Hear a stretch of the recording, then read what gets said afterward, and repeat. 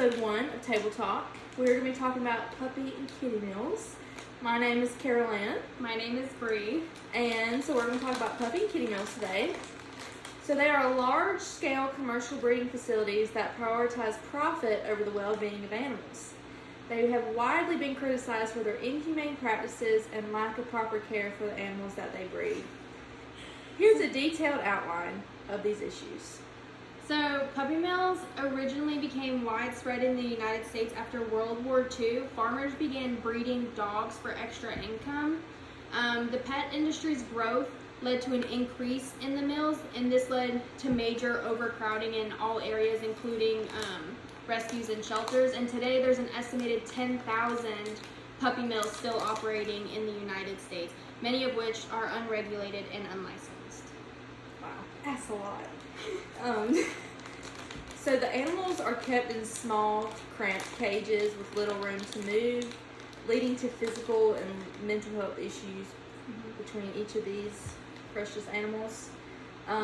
Many mills deprive animals of proper nutrition, veterinary care, and socialization. We have a little friend here.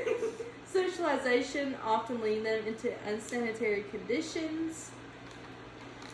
Female animals are bred repeatedly without rest, leading to exhaustion and reproductive health problems. The puppies and kittens are often taken from their mothers too soon, causing emotional distress and developmental issues. Oftentimes, animals from these mills suffer from serious behavioral problems.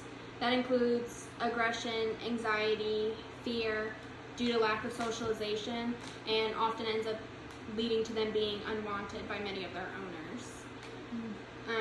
So the philosopher that we're choosing to relate this to is John Stuart Mill, and he talked a lot about utilitarianism, and this is a type of consequentialism. A consequentialism only cares about the effect of an action and not the motive behind doing it. And so one of the key ideas is, he says that your purpose in life is only to have happiness, like no matter what that takes or what your version of happy looks like.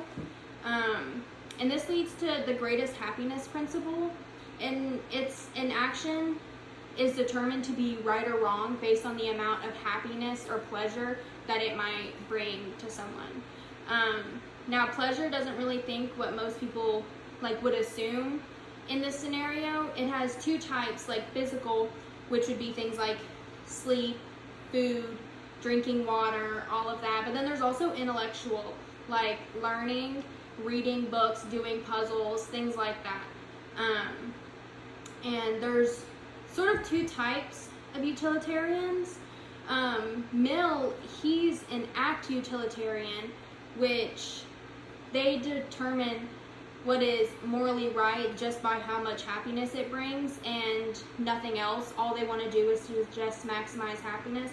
And the other type of utilitarian is a rule utilitarian. These people also, they want to maximize happiness and well-being, but they want to go about it in my opinion, kind of a better way, and they like to adhere to certain justifiable moral rules.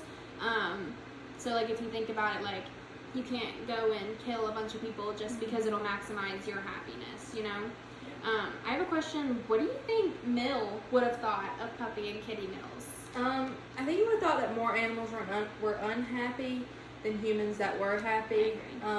Although humans would be happy for a period of time, with a new pet, the long-term suffering of these animals would just greatly outweigh the pleasures that they get from having a new cat or a new little puppy dog.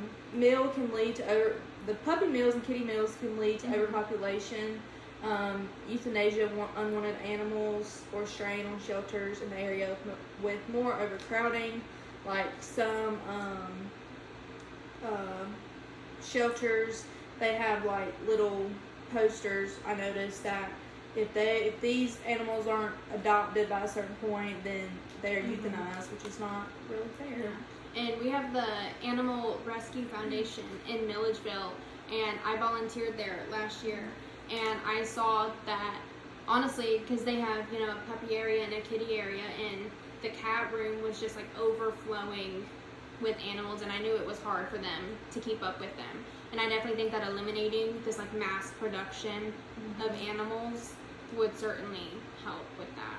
I think an argument that Mill might make with this is that humans can achieve the same amount of pleasure as like adopting from a puppy or kitty mill by adopting ethically, whether that's through like places like the Animal Rescue Foundation, or if you do your research and you're just aware of where you're buying the animals from, because either way humans are still going to get a new animal that's going to bring them happiness, bring joy to their family, but you're not contributing to the cause and like funding the people that are harming all of the animals.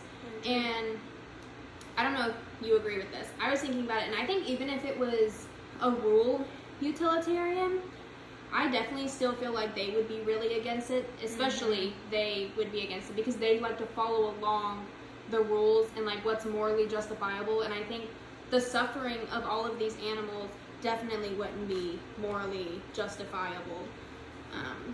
Yeah, I agree totally. Yeah. So what we can do to probably help stop these mills is adopt, don't shop. You know, every animal needs a home. There's tons of animals at a local shelter that need homes just as much as a $2,000, you know, fully rated dog, but that doesn't matter because every animal needs a little home. Educating really helps broaden, you know, everything, you know, of why the mills are bad and why they aren't good to our little friends, you know. And then support legislation that wants to help regulate breeding facilities in order to stop, in general, supporting the welfare of these animals because they deserve a life just like any other animal does.